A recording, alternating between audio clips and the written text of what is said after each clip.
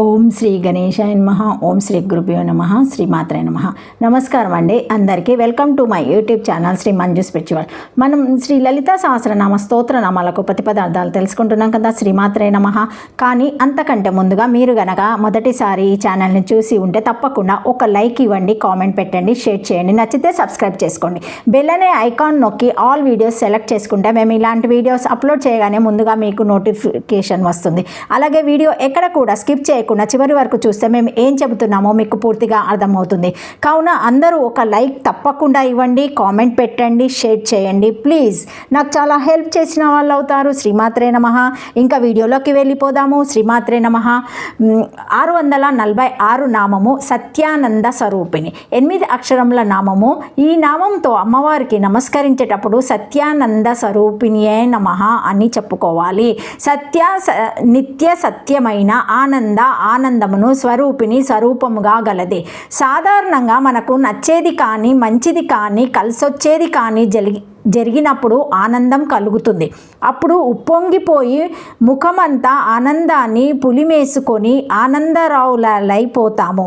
కానీ మళ్ళీ నచ్చనిది కానీ చెడ్డది కానీ కలసిరాంది కానీ జరిగితే ఆ ఆనందం బుగ్గలై బ్రద్దలవుతుంది. వదనములో విషాదము పులుముకుంటుంది. అంటే ఇలా మనకు కలిగే ఆనందాలు నిత్యం ఉండేవి కావు. నిత్యం ఉండగలిగే ఆనందాన్ని సత్యానందము అంటారు.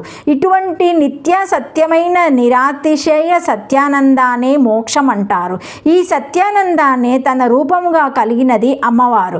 నిత్య సత్య నిరాతిశయనందమే స్వరూపంగానున్నది అని ఈ నామానికి అర్థము. శ్రీమాత్రే నమః. సత్యం ఆనందస్య స్వరూపం యస్యః ఆత్ర సత్యతి భిన్నం పదం ఆశ్రిత్య అమేయామే యాత్మతి ఏకం పదం కర్తుం శక్యతే సచా త్వచ భవత్ ఇతి శృతే సత్య ప్రాణానాదిత్య రూపావహ సదాతి ప్రాణమస్త్యస్యమన్నమాయం ఇత్యా సావదిత్య ఇతి శృతే సతి యతి వికర్షణే త్రక్షారత్వేపి ఉచ్చరణం మేళానేన ద్వక్షర సేవతి జ్ఞాయం ఇదం చ యాదిపురణ ఇతి ఛందస్తృతవాక్యనావాసరే ఛందో భాస్కరే ప్రపంచితమాస్మభి సత్స్వసదూరితి వా సత్య సత్యభామ స్వరూపేతే వా ఆనందస్వరూపం అస్య ఇత్యానందరూపిణి. సత్యానంద స్వరూపిణి. సత్యము ఆనందము స్వరూపంగా గలది. 1 సత్యము ఆనంద స్వరూపంగా గలది. 2 సత్య దృశ్య స్వరూపురాలు. 3 ప్రాణానాదిత్య స్వరూపురాలు. 4 సత్పురుషుల విషయంలో సాధువుగా ఉండునది. 5 సత్యభామ స్వరూపురాలు. 6 ఆనంద స్వరూపిణి. ఈ నామమును సత్య ఆనంద స్వరూపిణి అని 2 నామములుగా చేసి అమేయ మేయాత్మ అని రెండిటిని ఏకనామము చేయవచ్చును. సత్య స్వరూపురాలని అర్థము వేదములో ఆత్మసత్తుగా అసత్తుగా దృశ్యము అయ్యేనని గలదు. అందుచే సత్య అయినది లేదా వేదమే సత్య శబ్దమునకు అక్షర వికర్షణమును చేసి పదములుగా వ్యవహరించి ఆ 3 అక్షరములకును అర్థము స అనగా ప్రాణము, తి అనగా అన్నము, యా అనగా ఆదిత్యుడు అని అర్థములను బోధించెను. కావున సత్య అనగా ప్రాణము, అన్నము, ఆదిత్యుడు అను అర్థములు. అట్టి స్వరూపురాలను అన్ని కూడా అర్థమును చెప్పవచ్చును. అక్షరములను వికర్షము చేసినప్పుడు విడదీసినప్పుడు 3 అక్షరములైనను ఉచ్చారణలో మాత్రం సత్య 2 అక్షరములుగానే చేయవలెను. ఇట్లు అక్షరములనన్నిని విడదీసి చెప్పుట చాలా చోట్ల గలదు. సౌరాష్టాక్షరిలో సూర్య అని వికర్షము చేయబడుచున్నది.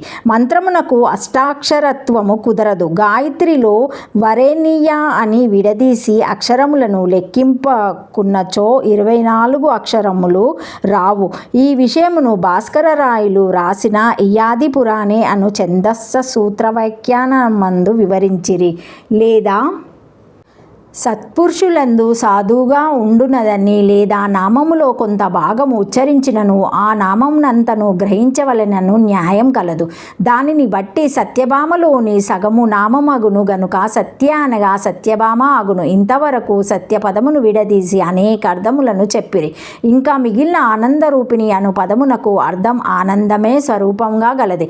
కనుకని ఉత్తరమీమాంసలో ఆనందాది ధర్మములన్నీ ప్రధానుడగు పరమాత్మ స్వరూప స్వరూపురాలే అని చెప్పి ఇతర విద్యలలో ఈ అర్థము చెప్పక విడవబడినది 8 అక్షరముల నామము. శ్రీమాత్రే నమః. 647 నామము లోపాముద్రార్చిత. 6 అక్షరముల నామము. ఈ నామముతో లోపాముద్రార్చితాయ నమః అని చెప్పుకోవాలి. లోపముద్రచే అర్చిత అర్చింపబడుతున్నది. ప్రతిపదార్థం అగస్త్య మహాముని భార్య లోపాముద్ర అమ్మవారి పంచాదక్షరి మంత్రాన్ని ఉపాసించి అమ్మవారిని సాక్షాత్కరింప చేసుకున్న వారు చంద్ర కుబేరాదులు 12 మంది ఉన్నారు.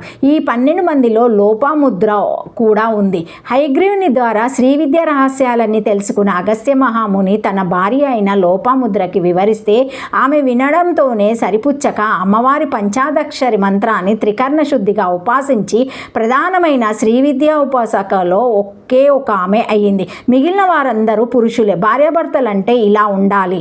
భర్తల ద్వారా పొందిన జ్ఞానాన్ని వినడంతోనే సరిపుచ్చుకోకుండా అలా పొందిన జ్ఞానాన్ని స్వయం కృషితో సాధన ద్వారా మరింత ఫలప్రదం చేసుకోవాలని ఈ నామము సూచిస్తుంది. అంతేకాదు ఎటువంటి సత్కారాలైన కల్పముతో స్త్రీలు కూడా నిర్వహించగలరని అందుకు అమ్మవారి అనుగ్రహపూర్వకమైన అండదండలు ఎప్పుడు ఉంటాయని కూడా ఈ నామం సూచిస్తుంది. లోపాముద్ర దేవిచే అర్చింపబడినదని ఈ నామానికి అర్థము. శ్రీమాత్రే నమః. Thank you for watching my video. Please like, share, comment, subscribe to my channel. మరిన్ని వీడియోస్తో మళ్ళీ కలుస్తానండి. ఈ వీడియో మొదటిసారి ఎవరైనా చూసి ఉంటే తప్పకుండా లైక్ చేయండి, కామెంట్ పెట్టండి, సబ్స్క్రైబ్ చేసుకోండి. లైక్ చేయడం మర్చిపోకండి, కామెంట్ పెట్టడం మర్చిపోకండి. Thank you. శ్రీమాత్రే నమః. శ్రీమాత్రే నమః.